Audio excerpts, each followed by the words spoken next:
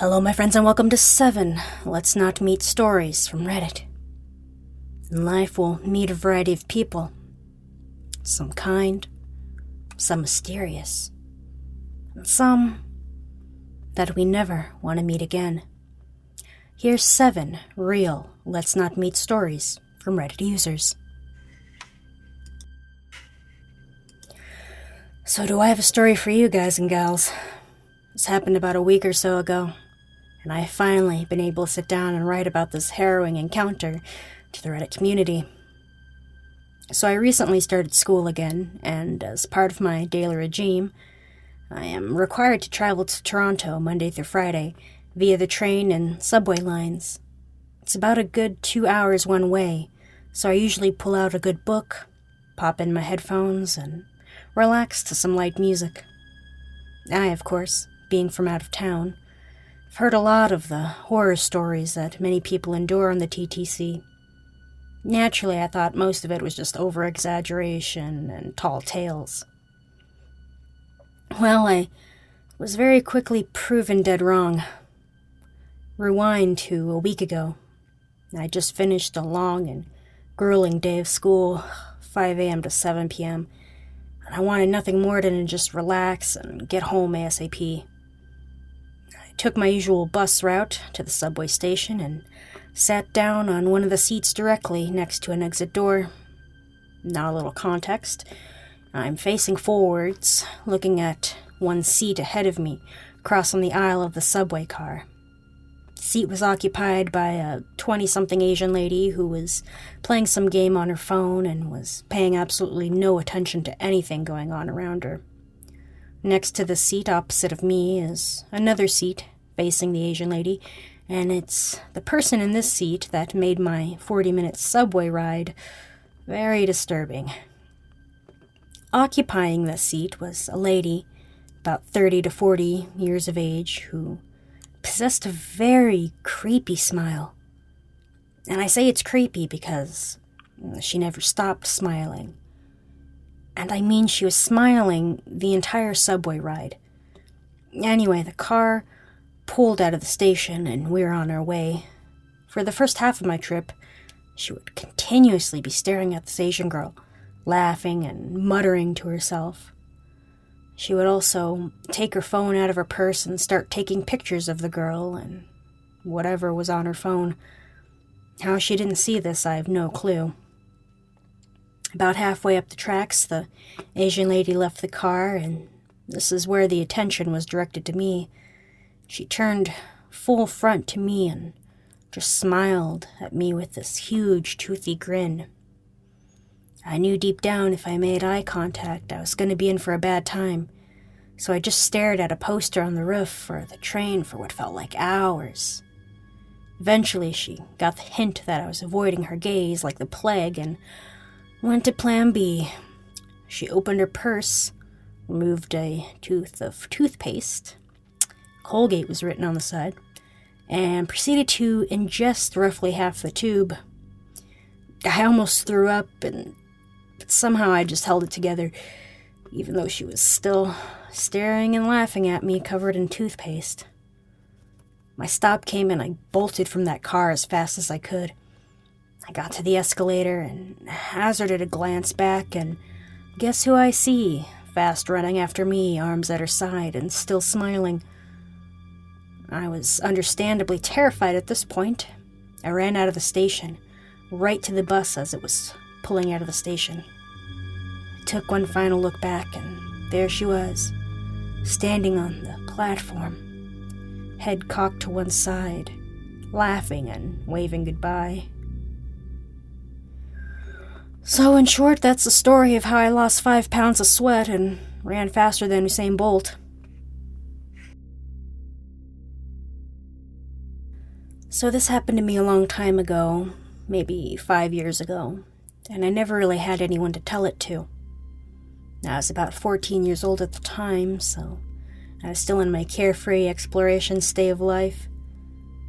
Oftentimes, me and my buddies would get out on our bikes and just go somewhere we hadn't been before, just to see what was out there.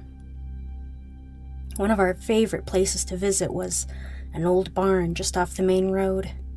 It was a short bicycle ride from my house, and the farmer had moved away a long time ago, so me and my buddies would often go there just to jump in the haystack and try to scare each other.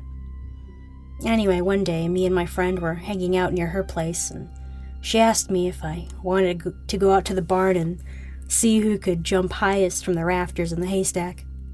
Naturally, I said yes, so we started off, and soon enough we were on top of a hill, overlooking the barn at the base of a depression of land. We slowly started down the hill, and once we were about halfway down, we both heard a loud shouting and what sounded like glass breaking. Suddenly, around 20 18-year-olds, best guess, all on bicycles, appeared on the opposite hill, just staring us down. Then, from what I could guess, was their leader, pointed right at us, and without saying a word, they all started coming right at us. Now, I know this doesn't sound terribly scary, but if you see 20 really big guys barreling down a hill towards you at breakneck speed, shouting, "We're going to kill you and you can't get away," you would probably also be absolutely terrified. So naturally, me and my friend turned around and pedaled as hard as we could, like our lives depended on it. I was in front of her.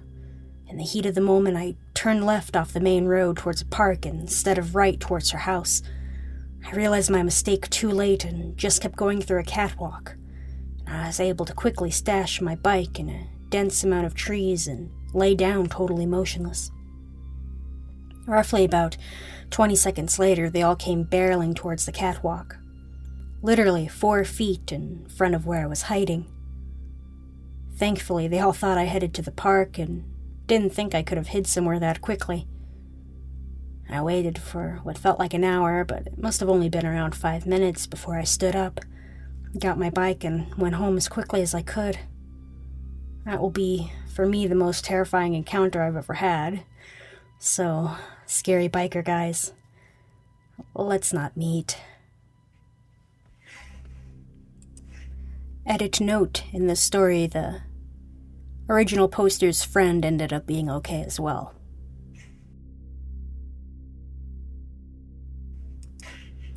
This is a story from when I was 16 years old.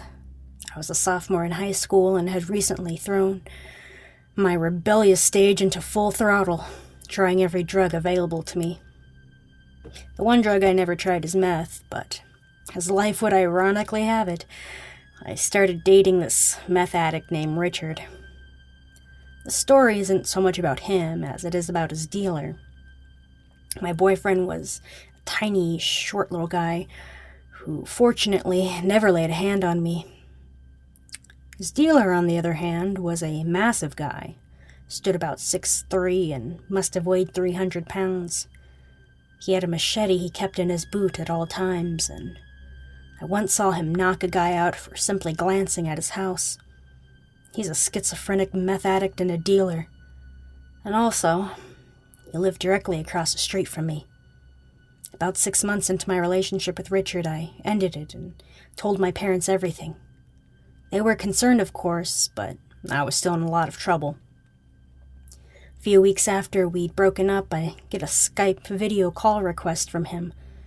I stupidly accepted it, and he cut right to the chase, telling me that TJ's cousin had recently been arrested, and somehow their meth-addled brains believed that I was the cause of this, despite never having met his cousin. I told Richard to try to talk some sense into TJ, but all Richard said was, "I'm just trying to warn you. He's coming," and ended the Skype call. Because I was a stupid teenager, I didn't report this to the police and didn't tell my parents until much later in life. I think my reasoning at the time was I was using a lot of drugs myself, and I was afraid that I'd get into trouble as well. After the night of the Skype call, I saw TJ everywhere. He was watching my house. He would show up at the park near my school where I'd smoke, and I'd see him standing across the street from my bus stop. He never said anything or made any moves, just stared at me. This continued for months, ramping up my anxiety and making it impossible for me to sleep. I started falling asleep in class and finding riskier places to smoke near campus just to stay away from him. It was total agony, knowing that something horrible was coming, but I was still too dumb to actually do anything about it. Luckily, TJ got busted after 3 months of watching me because some lady suspected he was making meth in his house. He's still in jail from what I know, and I never saw Richard again after that Skype call. I hope I never have to see him again. And I would be smart enough now to contact the police if I do.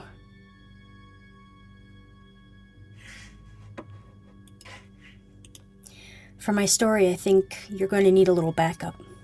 My grandparents have this little house close to the sea and a residential street.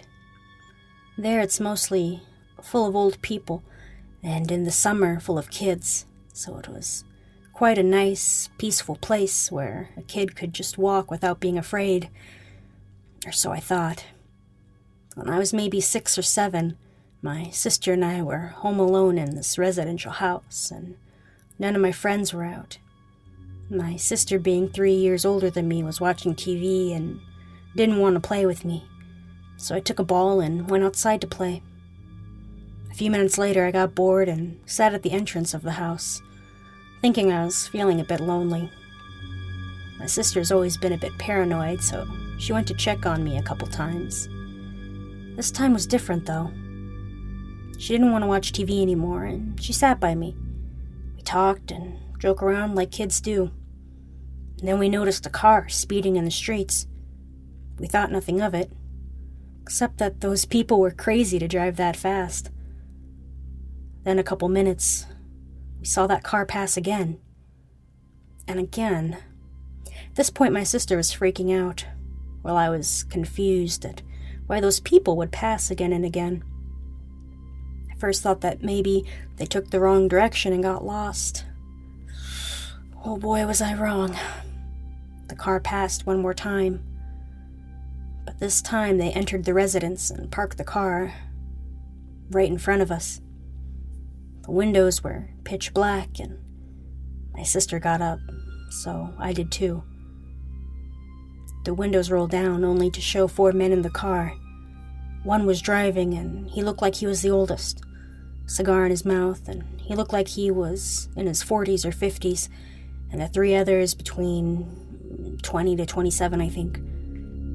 They were all smoking and smiling at us. One of them looked super excited and looked me in the eyes and waved at me to come over. Then they all started to call for me as my sister was opening the door. She pulled me in and closed it. We waited about 15 minutes and they were still there, looking at our door, waiting for us to come out. 20 minutes later, and they were gone. When I think about it, I'm seriously scared and thankful to my sister.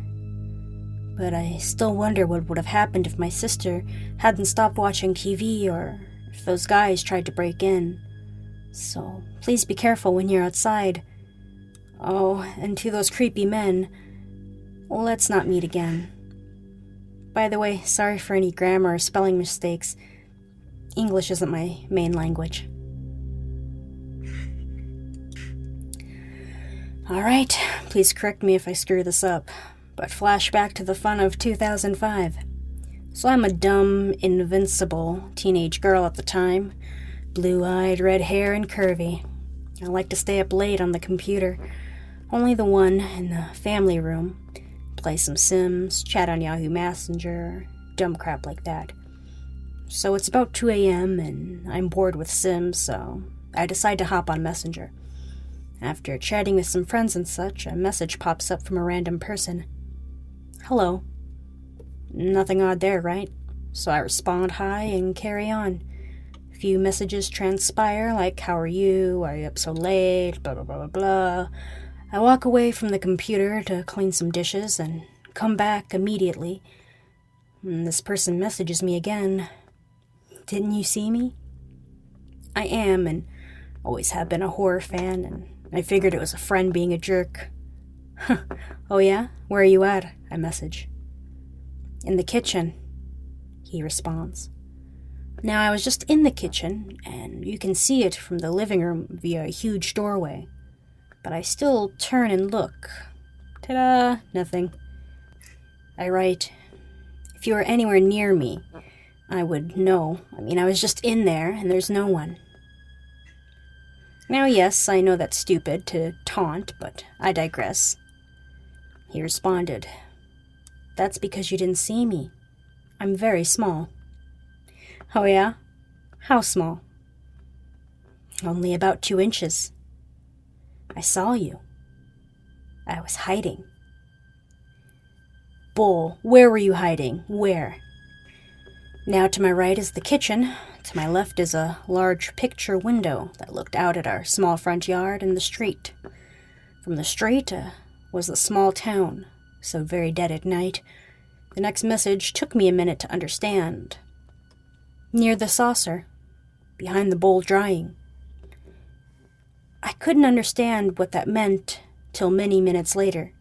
I look in the kitchen where my dishes are drying, a small saucer and bowl.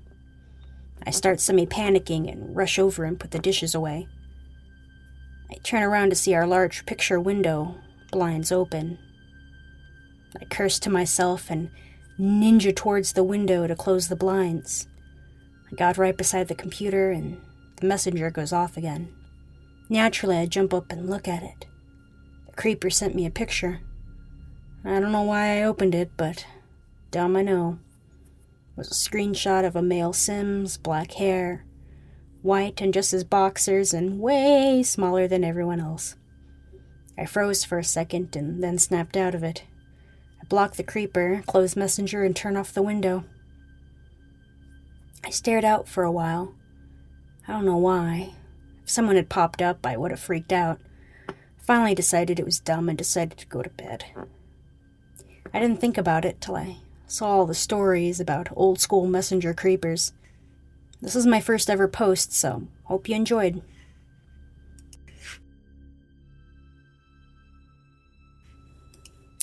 I was 18 or 19, young and dumb. On our way to a party. Hey, we hear from behind us. You guys going to the party? Well, yes, as a matter of fact, we are. Okay, I'll walk with you. Great. Name's Dawn. We introduce ourselves, get to the house party, and find a spot to sit. Talking with some friends that I haven't seen in a while, and our new friend Dawn. The night is going smoothly, with some strange tales, being an RCMP officer. Dawn is a young guy, regaling us with the time he was called to a rollover on the highway, only to find out it was his fiancée. He had to leave his job as he just couldn't take it anymore. He also talked of a time he showed up to the accident of a biker, dead on the scene, and the girlfriend who was brain dead after the accident. I knew this man. Dawn even remembered the bike, make, model, and the year. It was so sad. I remembered the story and the man very well. He was a dear friend of mine. It was only a couple years ago. Party's over. Dawn doesn't want the night to end and offers to continue the party at his place. Okay. Says he'll pay for the cab and the beers. Sure. Sure enough, we get a cab. Go to the beer store and load up. Back to his place, he starts showing us his police/RCMP memorabilia, handcuffs, badges, etc. Thought this was strange, as earlier he said he just left that job. He disappears for a while. 15 minutes, 30 minutes. Boyfriend and I just keep looking at each other. We feel more and more uncomfortable. Okay, something's up. Now it's time to leave. And leave we did, in quite a hurry. Fast forward a month or so. Friend who had the party calls me and asks about my friend Dawn. I don't have a friend named Dawn. Yes, the guy you brought to my party? I said, no, I thought he was your friend. We just met him outside the house. No one here has ever seen or heard of him. My friend tells me that half of their friends are missing their wallets, and the money was gone. Some of the stolen wallets were found hidden inside the toilet tank, but all the money gone. I felt awful. I unintentionally brought a thief into their home. More time goes by. maybe a few months. I get a phone call at work from Don. He somehow found out where I work, and he's actually asking for bail money. He was arrested for impersonating an RCMP officer. He took whatever little bits of information we gave him and made it sound like he came up with the details. He was a master manipulator. He didn't show up to a rollover where his fiancée died. He did not show up to a scene of an accident that involved my friend. He had stolen the police gear and robbed my friend's blind. Paid for the cab and the beers that night with their money. I don't know whatever became of him, as I threatened to have him charged with stalking if he called me again. So I have never heard from him again, thankfully. Edit. I should mention that this was 30 years ago. No social media. No idea how he found out where I worked. Okay, the story's from back in 2013 and is still somewhat ongoing, although there hasn't been much action since then. A little backstory first. I live in a small development near some larger cities. It's the kind of place criminals come to hide out. Not that's a bad place, but, well, you know. Okay, well, this all started when the police were searching for a kidnapper. They came door to door asking if anyone knew anything. Around this time at night, I would be up late, playing Xbox, when I heard a chair fall over on the deck. Being the person I am, I peeked through the curtains, and the little gate meant to keep out our dogs from escaping was open, so I simply thought my dad had left it open. I went outside to close it. Keep in mind it was late at night, so I couldn't see anything. But what I did see were wet footprints going up the deck close to the window. This scared me, so I ran to my room, which was in the basement, isolated from everyone else at the time, which really helped me be calm in that situation. I did leave out one small detail. There is no lock. As you can imagine, it was extremely frightening. After about a month, the police called, through their automated system that plays a message to everyone in the city that the kidnapper was now in custody, releasing the one child he abducted. For what reason he turned himself in, I have no idea. Although he said he had been lurking around in my area and a few others. Basically, the guy confessed to everything. So, I thought it was over. I hadn't told anyone. So, I began to go back upstairs and play on my Xbox again. Now every time I go on, the next morning there would be a call from some number that displayed as the city state abbreviation. Obviously, it's not smart to state the city name, as it's very close to where I live. My dogs have also been, as of late, refusing to go outside during the dark, and the whole thing is starting to creep me out. My parents ignore it when the phone rings, and they continue on with their lives. There's only one time that I answered it, and when I did, this is what the person said. They had some kind of voice filter. I'll refer to them as the guy for the sake of the dialogue. Me, hello. Guy, sup.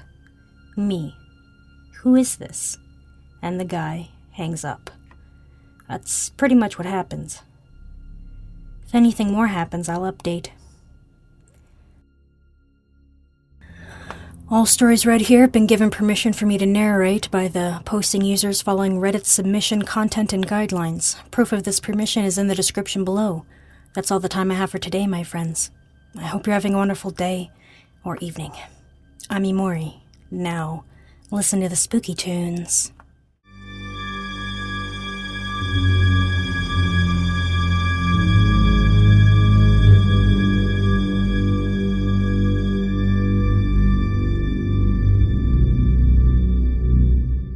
After about a month, the police called through their automated system that plays a message to everyone in the city that the kidnapper was now in custody, releasing one child he'd abducted.